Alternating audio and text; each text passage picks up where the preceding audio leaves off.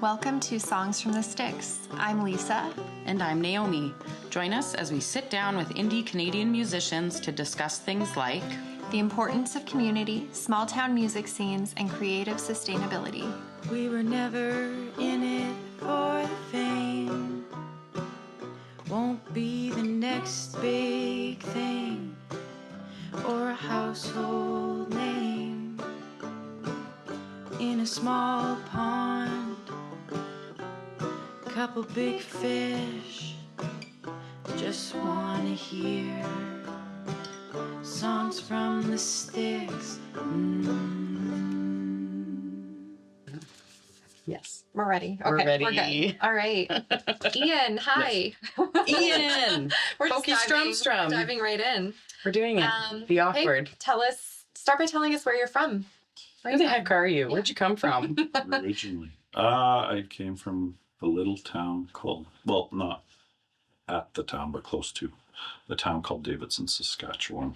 That's like where you grocery shopped, Davidson. Yes, it would have been where I went to school and jumped over.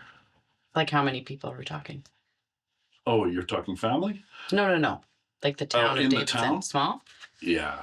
I mean, it was, I couldn't tell you a number about how many people were there, but it was just the typical farming community, little town along the way. And how long have you been out here in BC? I've come here since I was 14. I'm 50 years old, so the math would be a couple decades, a while. 36 years. Like my oldest child is. Yeah, there you go. Right. Yeah, okay. Anywhere. You live in Rolla, right? Rolla, BC. I do now, yes. So just outside of city. Dawson Creek, yeah. Mm. And you like it there? Do I like it there? Yeah, I like it. It was one of the choices I had at the time. I'm not much of a town person, but if there was one, that was the one I was going to stay at. So Maybe that eventually, would be, probably a few days later, we found a house. Yeah, was there anywhere in between that Davidson and not Fort St. John, Rolla? I would say that like we moved up to Dawson Creek. The family did. It was my first experience of living in a town. And then I went down to Vancouver to be a rock star. Could have tried out. Never lived in a town. Might as well go to Vancouver. Vancouver, yeah, that's crazy. Like a moth to the light. And then I had a little stint where I stayed in Nanaimo.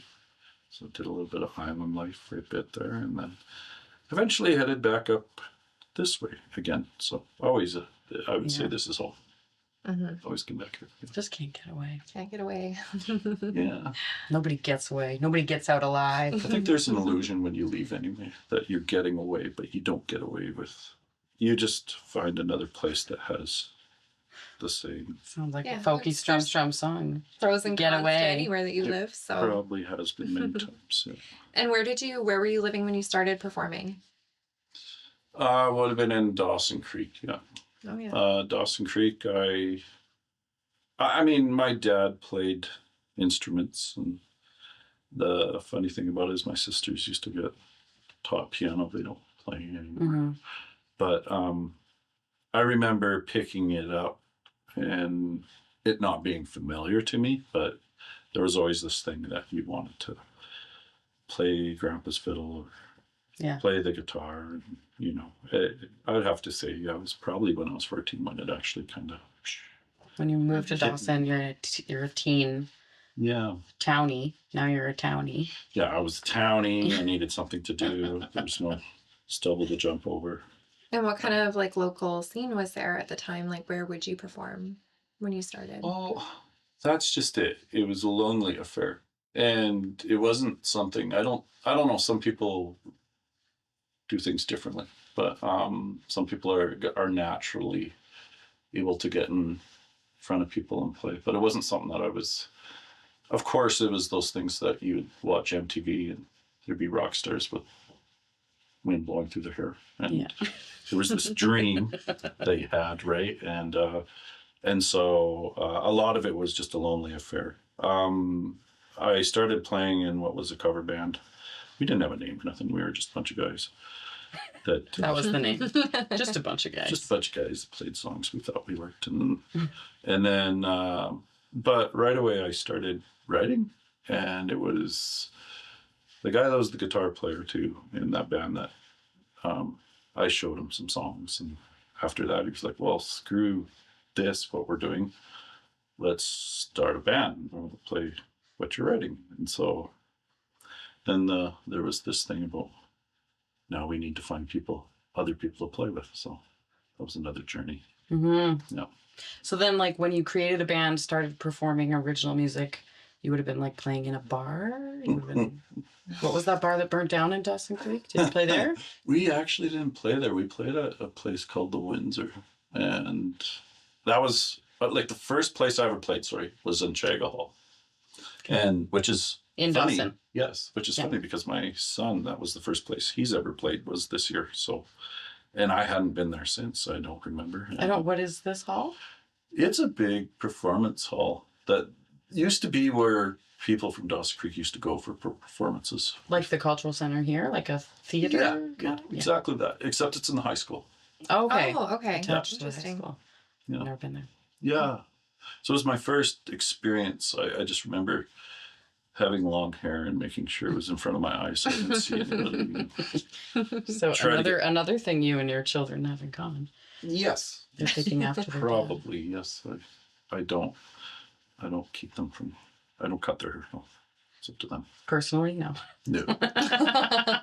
Only to steal their powers, like in the Bible. Only in a biblical sense. So yeah, you would have been a teen, high school, playing in the high school auditorium, as it were. Yeah, it was.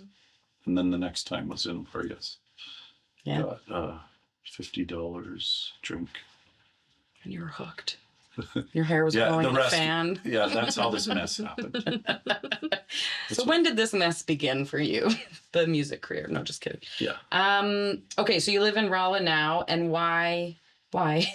What brought you there? What keeps you there? Like I had mentioned, it was something that it was a place that I would want to be. I'm not too much of a town person myself, but it was a place where I felt, I guess, connected. I had friends there. I'd always go there, and had lived there, right? Many times over, and eventually purchased the house that we have. Mm-hmm. And like the decision to stay with kids and stuff, like what's... Well, at the time, there was a school that was open there. And so it was just down the block. Mm-hmm. They just go out the backyard, and it was convenient. It was close to home. And, there was a lot of reasons at the time. There used to be amenities or whatever you want to call it. But now those things are slowly gone, or leaving. And yeah, I think a lot of small communities are struggling in a lot of ways, whether it's a hall or whatever,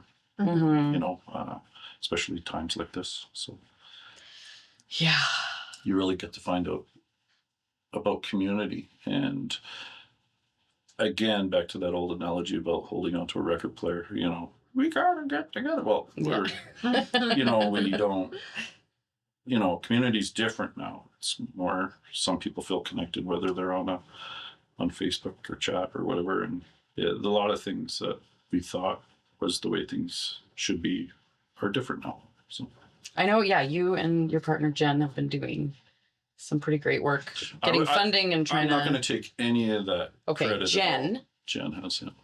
Jesse, cut that out. No, just kidding. Jen is a hero, a personal hero of mine, Ian's partner. But she's been really striving to rebuild the community around the community hall in Rolla and trying to get funding and grants. And I've been to a couple shows out there. And you lost the pub there. That was the legendary Rolla pub. Yes. And I'd have to say it was the pub that really, that's where I got to put my teeth into playing in front of people. Mm-hmm. And felt, eventually got rid of the fright of the stage or whatever you want to call it. Right? It just, and plus to me, it was normal just to go play in Rolla pub, and it was invited, and And I kind of like I do miss it. Well, imagine living in Rolla. Like, I mean, it's a couple hundred people. It's a handful of houses or farms. Like, it's so small. There's a general store. Did you ever go to the pub? No, I never went to the pub. No. It seems like a thing as like people who are like born and raised here. It's wild when you haven't been.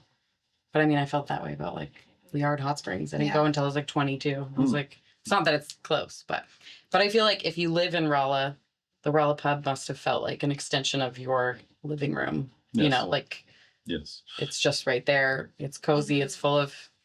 I frequented there, and a lot more before I had children. It was every night, and you know, I don't know. Yeah, a lot of memories. And then as we started having children, it obviously changed that dynamic. But the thing that always stayed true was it was always to go there whenever there was music playing, and I just didn't want to be the dad that knocked over the Christmas tree all the time, right? Yeah. Your kids being sent over to get you to come home. Yeah. That's embarrassing. Stay in the car while Dad goes and gets a drink. You walk home. It's right there. Here's a dog. No,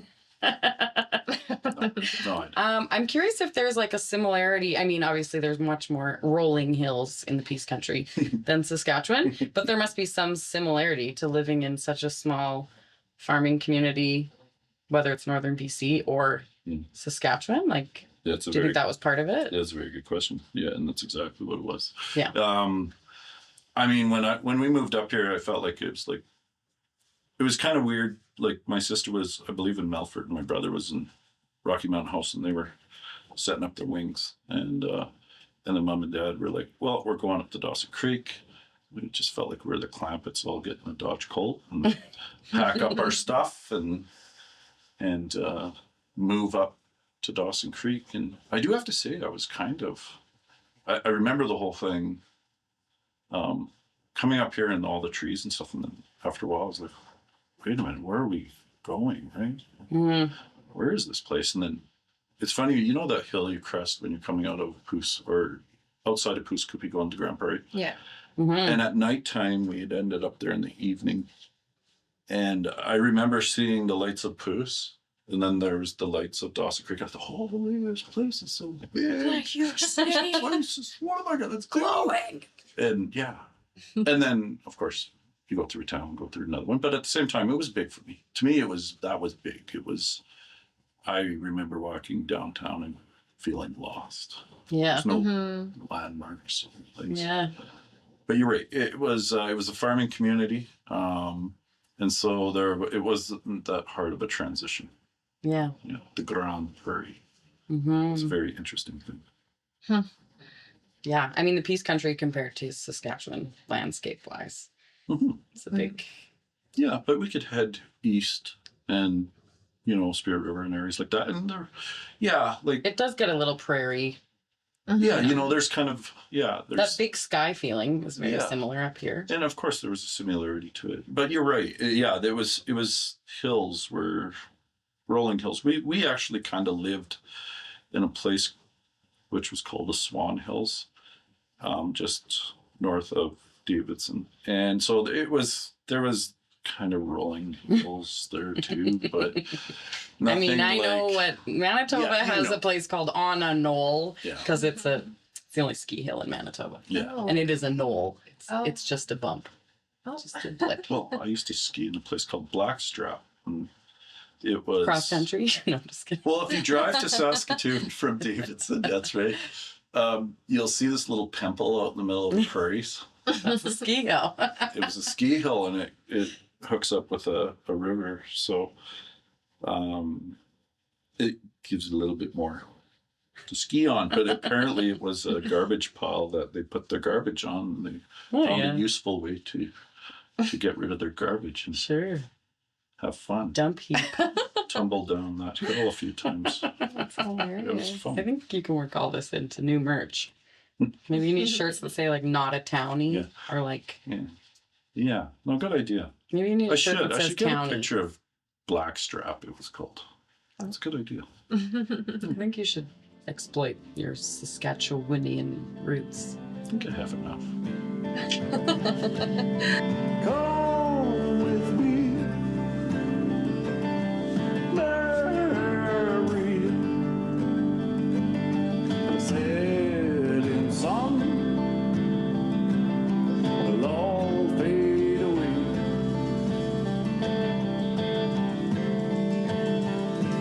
Now fall asleep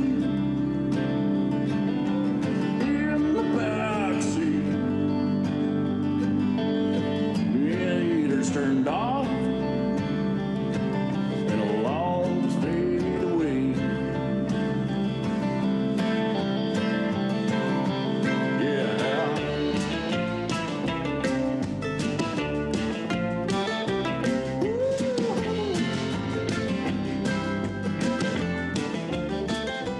Anyone you want to like shout out any community builders or like support systems that you had back in your earlier days starting out? Recently, one particular, and it actually is very familiar to me because, as I had mentioned, I went down to Vancouver thinking that's where you got to go to be a musician.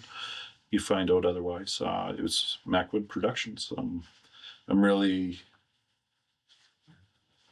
cheering these guys on because he does have that idea of you don't have to be a filmmaker in Vancouver. Mm-hmm. And he's done his time down there too. So, and plus, it's sometimes it's that youth that brings back that energy that we all try to possess. And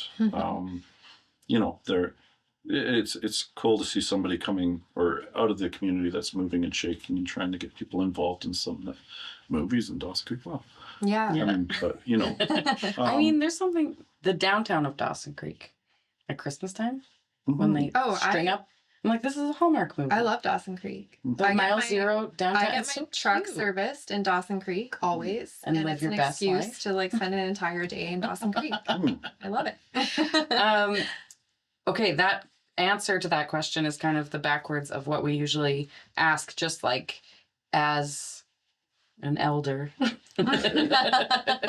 No, as a professional, as a seasoned professional, you just kind of answered it, but like that responsibility, do you feel that responsibility to foster younger people's talent, whether they're filmmakers or producers or engineers, songwriters, like, and then how or who or what influenced you in those early days? Like, was there a producer, venue owner in Dawson early days? Like, there's a few people. I remember it was a band called Shotgun Symphony for one thing, and there was another one called Altered State. Altered State. Carl Mattson was in the Shotgun Symphony. Cam Purvis, I believe he goes by the name of Bobby Richards now. Okay, Bobby Richards. And I forget the other. Anyway, I remember on Chega Hall watching these two bands playing, and of course these are guys you go to school with and thinking they were the coolest people. And so I find that it's still similar today. Many times if you're doing an application on somewhere, people are wondering about playing and what's your inspirations. Yeah, of course. One time was the guy sitting in the MTV video with the fan going through his hair. But I find more so now in what had been then is being around fellow musicians and watching people's performances. And that is as much as an inspiration for me still to this day, as I hope that is the same for other people too. I am, yes, always not searching for talent per se, but it's really cool when you come across people that come out of their basements and show you their art. I've had times where Rolla Pub, you'd be sitting there playing and all this time, years later, and there'd be somebody there, and then all of a sudden they'd, like, who knows, years later, just start singing, and it's like, what? well, you mean you got a talent? You don't. Why didn't you show anybody? You know. And You're keeping secrets from me. well, yeah. And there was somebody that told me that like it's like you should do this because it's not fair if you don't. And I said that to me believe before, it. Ian. Yes. And it I've is. gotten this speech from you before. Yes, you have. And I truly believe that. Like that was something that kind of cued me to think about, you know, there's times where you maybe I should quit doing this or whatever, you know, and go run after something else. But I find that when I play, it kind of renews youthfulness in me. And it's something, you know, that you want to, it makes me feel renewed every time I go to play. So it wasn't because of playing. It was usually because I wasn't playing. And then it's like, nobody likes me. Yeah, I mean, we've talked about this lots, that Lisa is a fellow creative. She's a yoga teacher, and she's very artsy, crafty, artsy fartsy. I mean, and she has great taste in music as a yoga teacher. Yeah. Best playlists, this one. Thank you. But that same thing where it's like, I imagine teaching yoga feels the same as musicians playing music, where it's like not necessarily something you always want to do, but you know you need to do it for yourself, for your community, which, and not in like a, you know, to pump our own tires, but that thing of like, it is a calling, it is a purpose, it is, and yeah, when you've said that to me before, that you're robbing the world of your talents if you're not out doing it. It's true. Not everybody can do it. And if you can, and you got to. Yeah. And we all have a meter of how much we share, right? It doesn't necessarily mean you got to be a massive stadium, but there's always this thing where you feel like, you know, you want to do bigger and better, but ultimately, like I said, it's a realization that this is something that makes me feel happy, and when I do it. So, and plus, it's just something. It's like anybody that has a craft or anything that you have inspired to do, you put your time in, and so what happens when you quit doing that? Well, yeah, maybe sometimes you might not even feel like you're yourself anymore, or, you know, playing to me isn't necessarily myself. Sometimes it helps me be somebody else. Yeah. You know? Well, and that it is kind of like all facets. It's like when you talk about like mental health and wellness, and it's like, okay, yeah, maybe you need meds, and you need yoga, and you need fresh air, and you need green vegetables, and with an artist or a musician, I feel like it's like, yeah, you need to write, you need to record, you need to create merch, you need to perform live, you need, like, there's so many different buckets to fill, or blah blah blah. The process. Yes. But it's essential, and you don't know what you got until it's gone. So.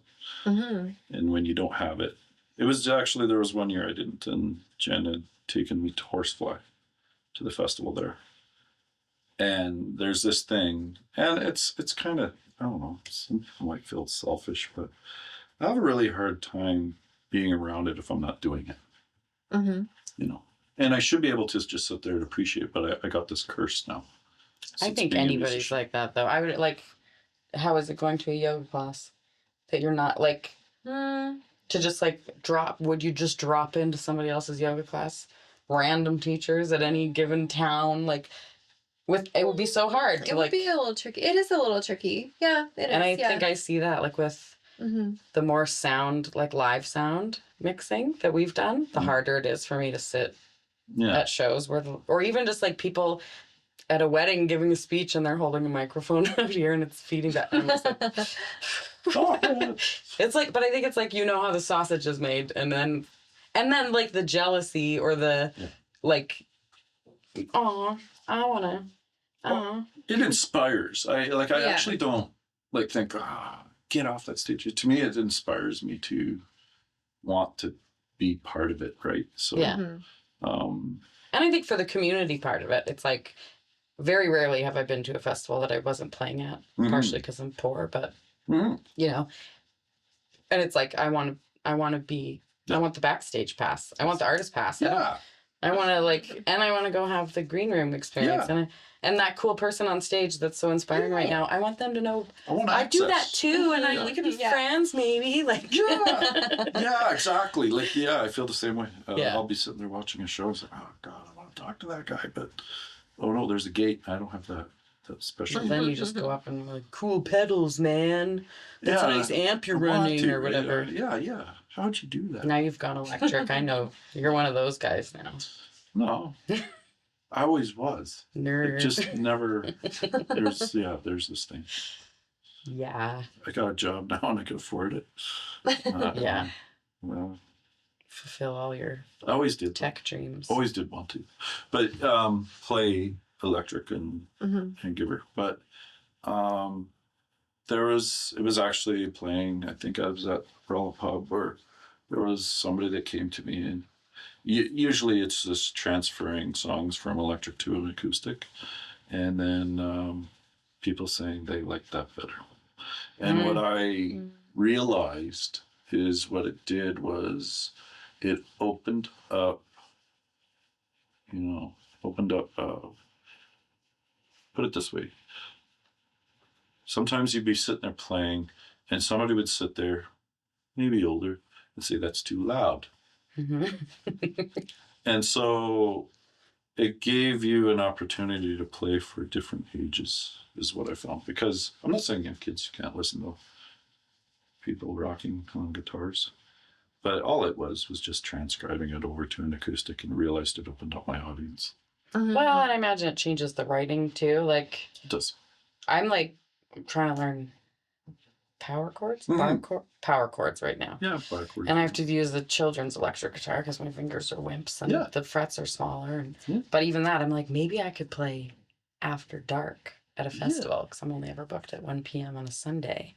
Yes. What if I played? And that's exactly it. And that you're like, maybe you're aging and your audience is aging with you, and you're like, no, just jokes. You're going to undercut them. Yeah, it might be musical suicide. I sometimes think it is, but... Bob Dylan went electric and he never's been so famous, so... Controversial. Controversial, yes. You're so controversial, Ian. No, it's not even controversy. To me, it's something you always wanted to do, and COVID kind of, sorry for the swear, but it was one of those times where it kind of brought me back to where I started.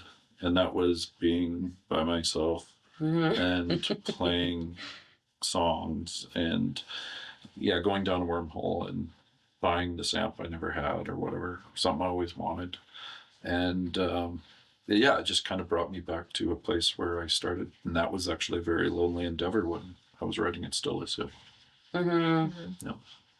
I think, so many of us had to kind of take a hard look in the mirror during COVID, and especially with any creative or, yoga teaching, like this job that involves people and community and that okay, so if a tree falls, if I'm just doing yoga alone, if I'm just playing songs, for what? For who? Who's it benefiting? Is it just for me? Do I only do this for praise and validation? No, I need to do it. And then having the freedom to okay, well, if not now, when? I might as well buy an amp. Who knows what's going to happen? Such a scary, weird time. Yeah. It was, to me, I actually, in a weird sense, kind of enjoyed it. Because, there was that thing where I was playing a lot, and it was, I don't know, people were making bread. Yeah. And they had gardens. And we all really tunneled. We tunneled into it. It kind of opened up, there was this kind of, and maybe it was a sense of survival, or maybe it was just something to do. But people started putting their hands in the earth. And to me, there was something good about that. There was certain, and, around here, they'd probably hang me for this, but I thought there was some positive aspects about it. Yeah, I agree. Oh, totally. And I think, of course, there was lots of downsides, and lots of people weren't okay during that time. But when you're in a privileged state, as most of us in this room are, to just be able to you're right. tunnel in, though, and just okay, you're right. I have a roof over my head. I have And my needs are being met, I can. Yeah. But also I think it was like finding anything to pass the time, sure, something to do, but also like, okay, but when it comes right down to it, and it's just me and my closest people, what are we here for? Mm-hmm. We're here to build a garden together and watch movies and do crafts. And Yeah. And that might be, I might be, yes, I am speaking about myself, and no, it's not fair to anybody else. I know there was people that went through things worse than I did. And so, yes, I had, I still had people I could talk to. I had a job that wasn't shut down. I had a family that was there. And so, and what I learned out of that was the only thing that mattered was the four corners of that house. What was happening within, because the world was going crazy. Yeah. Well, and just, that thing of like, do we really have control over anything like outside of these four walls? And our own vibes and attitudes. Totally. Okay, speaking of COVID, I don't think you've done much touring post-COVID, but pre-COVID, you and I were crossing paths every weekend on the road. In touring and travels, have you ever discovered a small town or community that maybe you weren't expecting? I know when I stumbled upon Forget, Saskatchewan, it was a delight, but anything like that? Many. The cool thing about playing and being able to, or being invited to places to play, you come across places you probably wouldn't have went to. Maybe you didn't know it existed, or there was places on the map that I didn't put my finger on at one time. And so one particular place that I could speak of was playing at Hay River, which is south of Burns Lake, and going across the ferry, across Francois Lake, and ending up in grassy plains. Being in a place that I never, I'm sure it was there. I just wouldn't have thought to turn there, right? And it was another one of those things where there's a bunch of musicians there, and we got our own cabin. And it was just a beautiful time to, and sadly, it wasn't even as much as for the festival as it was just to be in a place that you for some reason really liked. And I find that in a lot of places that I go to, there was a time where we'd go to a place and we could see ourselves there. And the thing is usually when these places bring musicians there, sometimes it's because they can't go to places, and so they bring people to them. And so these are usually people that really appreciate that you're there, and of course it makes you feel good that they would want you there. And again, you get to experience a whole different side of people that myself am very genuinely interested in, is people that have, if they at least don't have a talent, at least they appreciate art and, people's expressions. And usually there's different ideas. And I found this is a very common thread that lots of people we've talked to, Songs from the Sticks, we're focusing on whether you're from a small town or you live in a small town, everyone's experienced small towns and the little joys from it. And I think Fort St. John is not a big place, but that feeling when you're touring, almost the smaller the town, the better the reception. It might be a smaller, more intimate crowd, but it's when you play places that nobody bothers to turn off the road. I just recently played a show in Mackenzie. Yes. Oh. Why would you ever drive into Mackenzie? It's a dead end. It's on the way to nowhere. I don't mountain bike. I see the turnoff all the time. May I ask where you going to play? The Purple Bicycle Cafe, and they just expanded. I'll give you all the deets off camera. No, I'm playing there next month. So Purple Bicycle, you are? No. Oh, no, at the community center. So okay, but I hear you. Sorry, but it was a great where just a town where there was another one in outside of Fernie, Elkford. Similar, where it's kind of like Wells, kind of like a dead end road where you drive in and turn around and leave. So people don't come through, and it's industry that's been shut down. It's And I remember that festival. Yeah. In Hay River or Hay Fever. What was it called? Was the place Hay River? Well, it's was Grassy outside Plains. Grassy Plains. But they called it Hay River Festival. Gee, this is something I probably should know, but we were there. Jesse, cut it out. No, we were both there. But I remember, like, at that drive, I'd never been past Prince George on Highway 16. Okay, yeah. I hadn't been to Prince Rupert or anything yet. Yeah. And just even being out, wow. Yeah. right? That's the same road, Burns Lake. Oh, yeah. Even being out that way. Yeah. I remember, like, what? We're going to get on a ferry across the lake and... Yeah. What? Yeah, I know, right? Yeah. That was it. That was exactly it. We even spent a week after. Well, we went a few times, right? So the second time we actually planned to stay a week after and just kind of, it was really cool. You come to another side of the lake, you keep going south, and then you can see like the Tweedsmuir Mountains from the north side of the lake.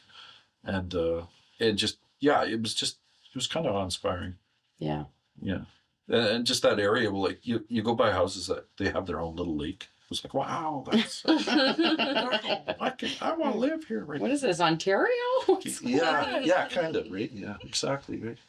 Yeah, I love the discovering small weird towns and the traveling, not just traveling to places that you never thought you'd go, but I remember being on the road, 10 years ago, and my own dad being like, you have traveled more in your 30 years than your mom and I combined. Like, you have seen more of our country than most retired people. Yes. I'm like, yeah, that is true. Yeah. I have been once. And I could tell you every A&W that you should pee in Western Canada. Yeah. And every 7-Eleven you should not. Should not. No. Yeah. You do. Yeah, you do I do know. Yeah. I did learn something else. Yeah, no, that's true. That is true. Are there any festivals or towns, venues that you want to play that you haven't played? I want to play them all. Yeah. Yeah. Look direct into camera, tell them. No, I'm just kidding. Yeah. No, it actually is. It's one of those things where, there's ones I've offended at more than once, but there's like one in particular, Ness Creek. I'd love to play. Oh, yeah. That's in Saskatchewan. Yeah. And it's not a huge festival, but their lineup is very good and hard to get into for a northern Saskatchewan. Where in Saskatchewan is? It's around maybe. What exactly is it? It's around Big River areas around there. I played at the town there, Big River, which is, I guess you'd say, North Battleford. Right. Yeah. Like Meadow Lake? Is that nearby? Yes, around that area. Yep. Okay. Yep. That's the only place nearby, I think. Yeah. Yeah. Ness Creek. That's a good one. Yeah. Any stadiums we should shout out, or just kidding? Just kidding. I particularly, it's not saying that I would say no to that, but it's not like, it hasn't been my drive in life to play stadiums. I do have to say, I really like those small, intimate venues. Yeah. And don't get me wrong, I like playing stages. But I do prefer that up close and personal thing of music. And then you get to look at people and they can look you in the eyes. And then you can kind of, I don't know, there's more of a closeness. And I feel more comfortable that way than feeling like I'm propped up like a effigy or something. Yeah. Yeah, it is weird. And it's like, depending on the musician, we all get on the stage for our own reasons. Some musicians want to be literally above the audience. Whereas like, I want to be on their level. I want to look you in the eye. Yeah. I want the house lights not so dark that I want to see you laughing and crying and Yeah. I'm not going to sit here and name all the things I hate, but I do like that. I do like that. Yeah. Yeah, the community of it, the give and take. I miss the world so much. Well, I'm not a cat, I'm a preserver. Won't go out and dig up the mummies standing in the sphinx of time. I know the cure, you can't afford the pill. There's a mind to break for a jolly back scratcher. Cover up like Watergate and tell them you had a real good time.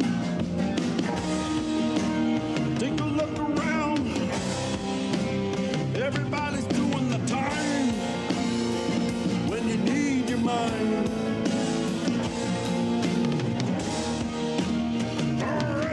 stone. The best you ever had, it was $2 and you get a prize. Like a fist in the film.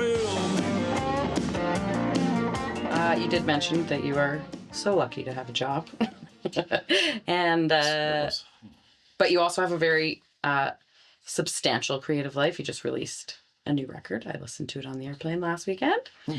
How do you sustain yourself creatively?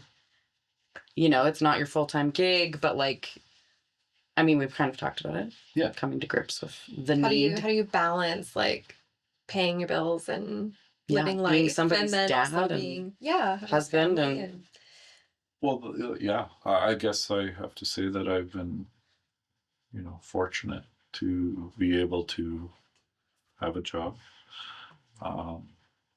and keeping him, like, this is something that my dad used to be a grader operator, and so I had always, at one time wanted to be just like him. And my dad played guitar, and he could play at, barn dances and stuff. So I always aspired to, to do this. And so if I was to look back and say, this is what's going to become of you, I wouldn't have thought. So I feel, some people call it blessed. I feel fortunate that I've been able to do this life that I have. And, but it is one of those moments where it's fleeting too, because, some people, they go through their crisis. I'm 50, so I feel like there's some people, they stay in the past. And sometimes I wonder if there's a balance where, your memories are all here. And at what point are you not looking forward? And are you always going to stay here? And at what point do you not think, oh, what, there's nothing more for me here? And I don't feel like that. Like, I don't feel like that there's nothing left for me to be inspired. And I feel fortunate that I've been able to get to that place. And I'm happy for my memories, but I don't feel like those memories are done. And I feel like some people, they just stay in those memories and they don't, they always feel like that was, they had their time, and now the rest of their life is, they need that red Ferrari or whatever it is. But I feel like maybe that's the sign of having a purpose or a calling that is outside of what you do for a job, or as well as, or I recently had this conversation with my dad. He's in his early 60s. He's been retired for a year and a half maybe. And he had a really huge adjustment of he was shocked that going to work every day provided him with so much purpose and felt like he was so useful. And he was kind of, he went and bought an acoustic guitar and was like, can you do online lessons with me from the fifth wheel while we're in Arizona? Because what about, I was like, I mean, this is an opportunity to get into reading, and I think it was similar during COVID.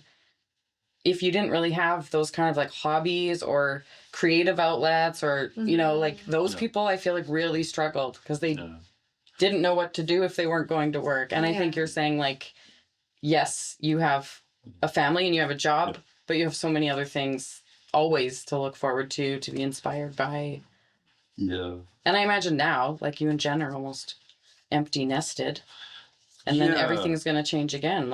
Well, it is. And there is a, tapping into that memory side of things. This is where it kind of conspired from when I was thinking about it, was we went to Heart Lake. It was a place where we used to go every May long weekend. Discovered it with Fitches. Had many good times there years back. And then it was something I always did in the May long with the family. And this time, and it wasn't May long, but we sat there on our chairs and we're listening to a family and some kids, and they're talking about how cold the water was, but they wanted to go swimming, and you heard the kids splashing and stuff. And then it kind of hit me. I was like, there was that thing that, an elder has always mentioned, be grateful for the time you have because it goes by so fast. And I'm sitting there thinking okay, what just happened? Mm-hmm. Right? Because this is something we have always done, and the kids aren't here. Mm-hmm. And I'm hearing these kids, and you are reminiscing, and you're sitting there thinking, like, wow, you know, you do. And then, like I said, I don't know, I probably sat there and contemplated it for a week, because I do see where people kind of get stuck in that moment, and they just feel like, and I think what we're talking about is purpose, Mm-hmm. right? It's purpose. So I had the same discussion during COVID with Wax Mannequin, Chris Adney, and we're on the phone, and how you doing? Da da da da da.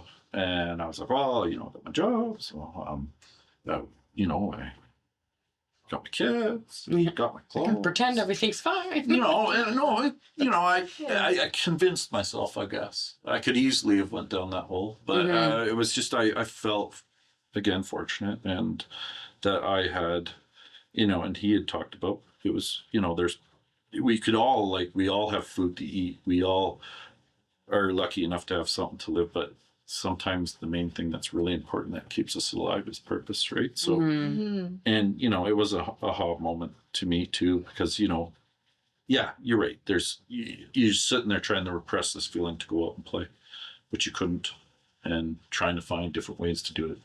Well, and like what else? And what you else know, there's can a lot you of get? video stuff that I was watching friends do crazy things on videos. Uh-huh. It was just their way to, you know, try to communicate Yeah. and perform for people, right? So Well, and like having cocktail hour over Zoom with Australians and good like, for them, you know. Yeah.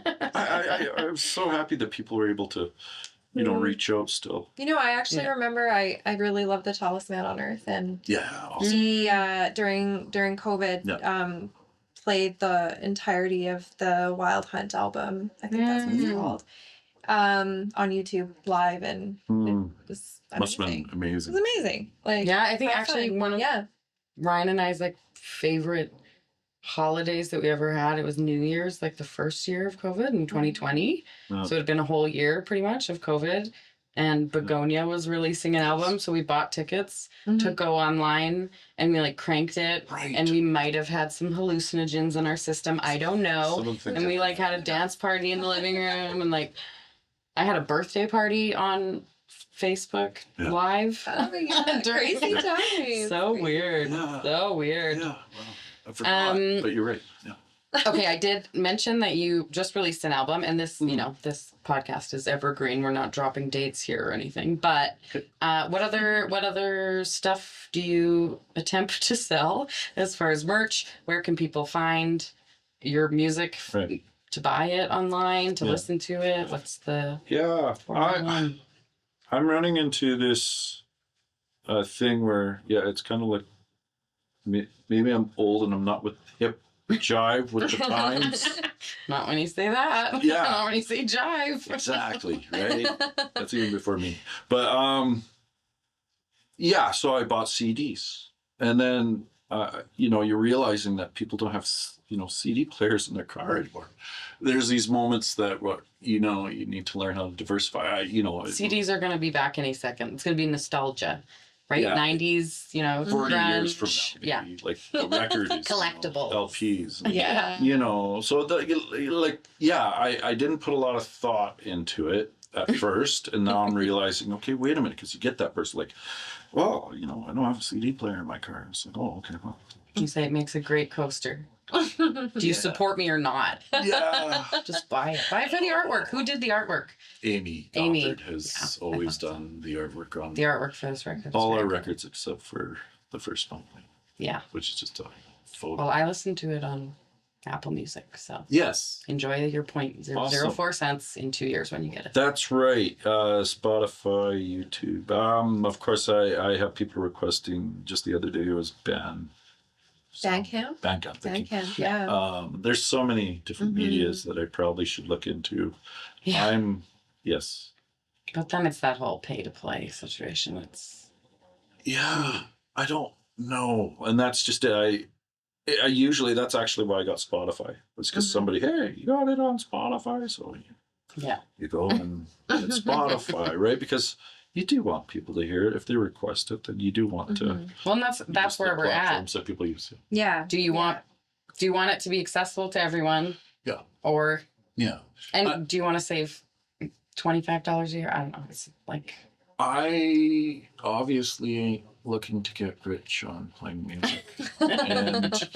And I'm terrible at it. I've had, even the other day you were asking about merch. Like I was playing at Pembina And they asked me, you got some merch? And I said, oh, no. Well, a band that wants to pay for themselves, eh? And I was like, oh, okay. So, yeah, I got some hats and got some shirts that are coming. they shamed you into getting No, they didn't. That's my choice, right? But then I realized, okay, I get it. Like, it is a way to promote things.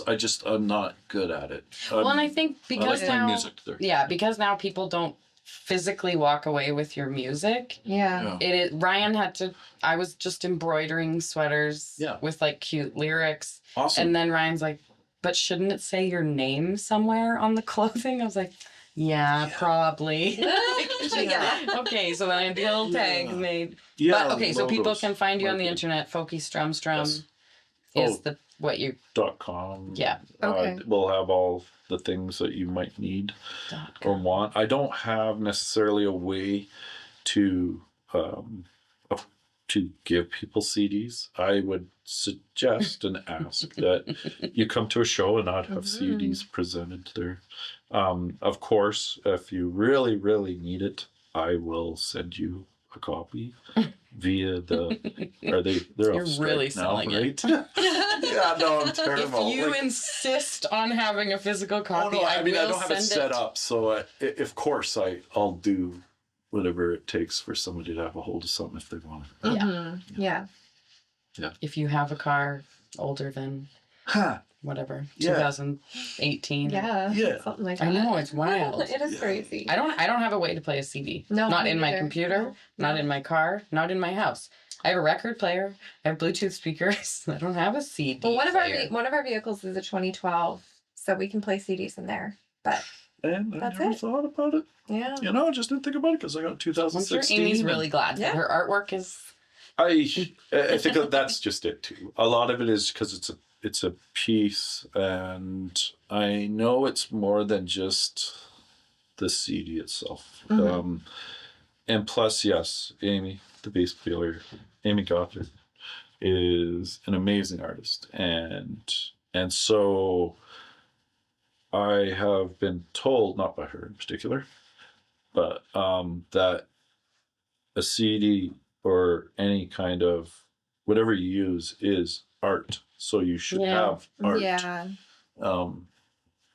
with it or something that catches. And of course, she's amazing at it. So she's been very gracious and doing a lot of the stuff for us. Well, and it's just so weird to. Making a record hasn't changed in method really or cost, but then selling it has. That's not a thing anymore. And then it's like, so you spend a year and $8,000, $10,000 making an album, and then what do you have to show for it? It feels very weird as the person releasing it. Getting a box of CDs and pulling it out and physically holding it. It is a thing that doesn't feel the same with keychains or baseball caps or I made this. No, you didn't. There's definitely an association to it, but at the same time, I've been trying to think of what is there ways to. I mean, it's already there. If you have a phone, you can find music. Yeah.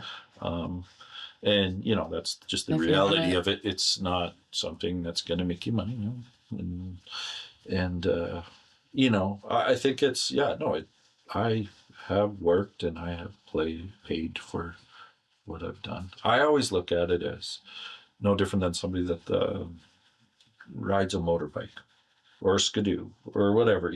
They love skidooing, but they pay a lot of money for it. Yeah. And sometimes their reward is them sitting on their skidoo flying up the mountain or whatever. Or maybe they can go run a race. Maybe they might win something. Yeah. Maybe they might get paid.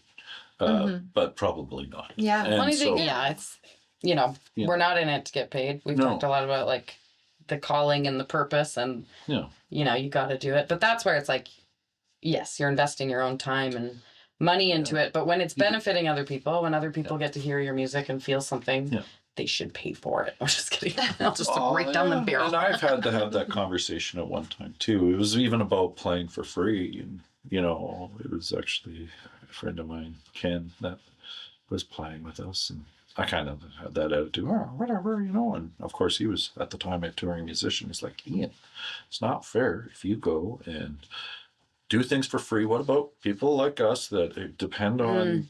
And so, you know, you need. I don't know if he wasn't trying to start a union or anything, but it was just, you know, it's. You know, and it's just a business thing that I just wasn't good at. But I've had that conversation with lots of people too, that especially in small towns, and when people are cover bands or youth or just jamming or whatever, like, no, you don't need to be paid money to play 2 songs at an open mic, but it does drive the value down. When Lindsay and I toured Australia, they have a musicians union in Australia. Yes. And you have to sign agreements with them to say that you will not undercut Australian bands. You won't play for less than them. You won't play for free, because that's how they make a living. So it's like, yeah. And I remember being like, oh, right. Like, just because I would play for free, just because nobody else should have to suffer because of my low self-esteem. Oh, I totally agree, because I don't, again, yes, it's something I enjoy. However, that doesn't mean that somebody that likes painting walls, shouldn't get paid. And of course there's always that element, I think it's just with entertainment anyway, is that, you know, of course you heard the word exposure, you've heard, you know, why wouldn't you do it? Because it's just, this is what you do. It's, you know, so it's almost like you, but at the same time, I think I feel like I have a little bit more respect where I don't just put on the clown paint and go do a show, you know. And you realize that there is work involved in it, and it's not even just the fact that when you're on stage, that's the reward. It's what it takes to get on that stage. And I didn't get on stage by not playing. I did not get on stage by not doing the hustle, and you know, and working on your craft, and not just spending money but time. I think about you know, 10 years of music lessons that my mom paid for. Why should the Canadian Cancer Society get it for free? Just kidding. Definitely. Cut it out. Yeah, no, definitely.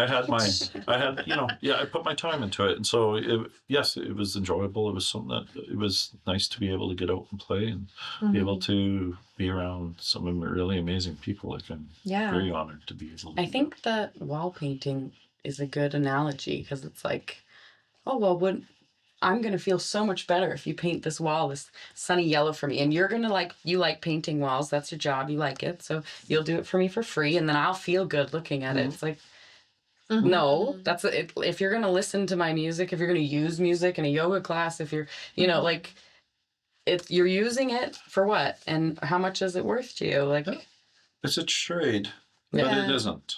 Like, it's like, it's like asking somebody that does work, whether they like it or not, can you come and do this for free? And to say that you're giving somebody exposure because you want them to work on your car. Somebody might see you working on my car. I could tell somebody you're a really great mechanic. Yeah, probably. I tell everybody who cleaned my teeth. Yeah, probably not going to make any free. Probably going to get in trouble if I did. Exactly. You know what they say? People die of exposure. Frostbite. Especially also music. Especially this redhead. Yeah, sun exposure. I was thinking cold. You're thinking sun. I'm thinking burning. Not going to Australia. Burning no hole in the ozone for you. What song are you going to play for us today? I'm going to attempt a song called Get Along at Home. Is this new? It is. On the new record, or newer than new? It's just new. New. It's just what I've been working on, trying to get it down. The B-sides. Who knows? Maybe future sides. But yeah. Future sides. yeah. It's a song about, it is more of a mental awareness thing, but it's also about how there's stigma about people and what might make them different, but yet they can be easily integrated into society. Sure. And it is a personal experience that is of a person that's very dear to me, but I will not get into that. And I relate to it. All right. Yeah. So Okay. excited to hear it. Okay. I try to do this.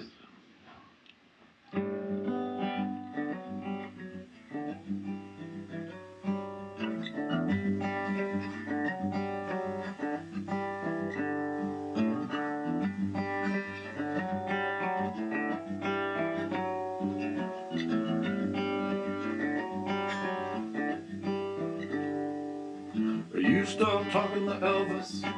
They tell you it's alright. You've been traveling around the world with the troubles in your mind to get along home. Get along home. You still find Atlantis in your cast till they bite. You've been traveling around the world with the troubles in your mind to get along home. Get along home. You've been traveling around the side of the world, and it's so good. You've been punching the dash to expel the world that's misunderstood.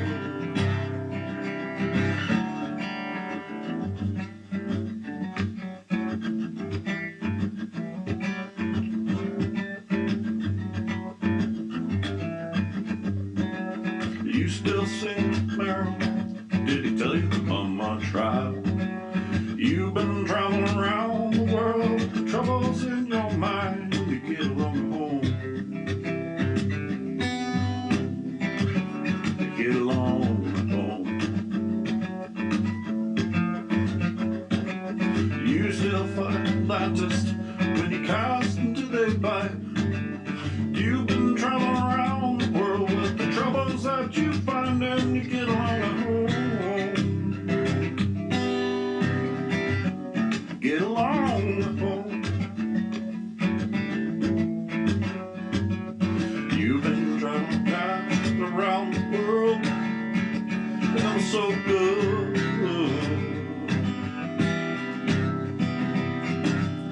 You've been punching the dash to spell the world that was misunderstood.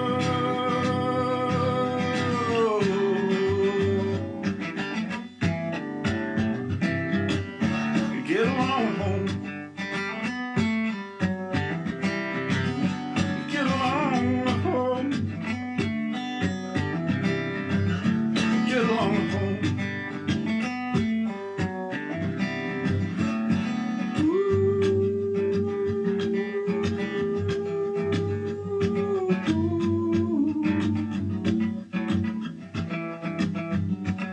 You still talking to Elvis? Did he tell you it's alright? You've been traveling around the world, the troubles in your mind, and you get along home. You get along home. Now did you still find Atlantis? And did you cast, did they bite? And you've been traveling around the world with the troubles in your mind, and you get along home. Get along home. You've been tying flies to cast of the world, and it's so good. And you've been punching the dash to spell the world that's misunderstood.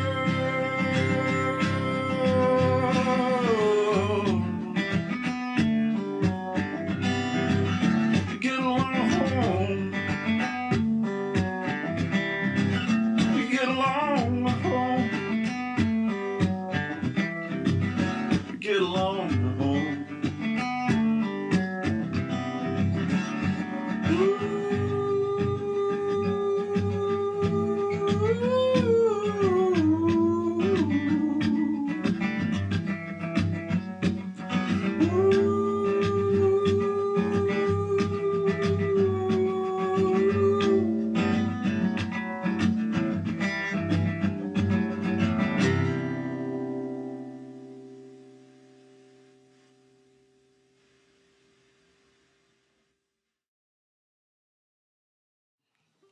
We would like to thank our listeners and viewers for tuning in, TELUS STORYHIVE for funding this project and making it possible, our behind-the-scenes team, including Jesse McCollum on video editing, animating, and visuals, Matt Stanier for song mixing, and Larissa Scriven for logo art and design.